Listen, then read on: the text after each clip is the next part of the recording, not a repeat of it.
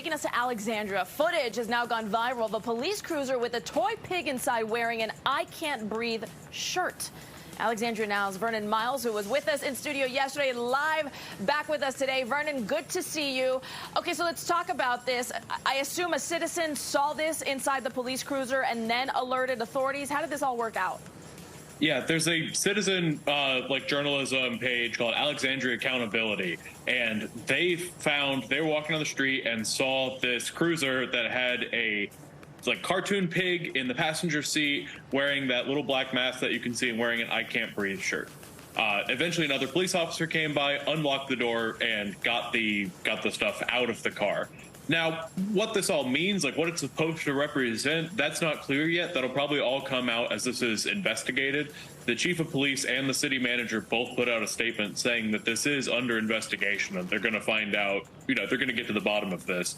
But people are already concerned, and some people have expressed outrage. The Alexandria branch of the NAACP said that they condemn in the strongest possible terms that this happened and that there needs to be more accountability and transparency into this investigation.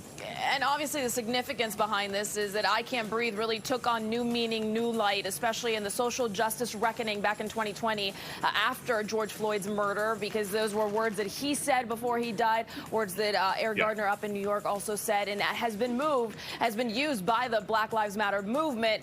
But I can imagine why a citizen would be concerned if this was seen inside of a police cruiser. However, is there any indication that this was a police officer who was behind this, or are they just saying right now we don't know who put this there? It would seem unlikely that it wouldn't be a police officer that put it there, but whether they can't say for sure who put that there yet.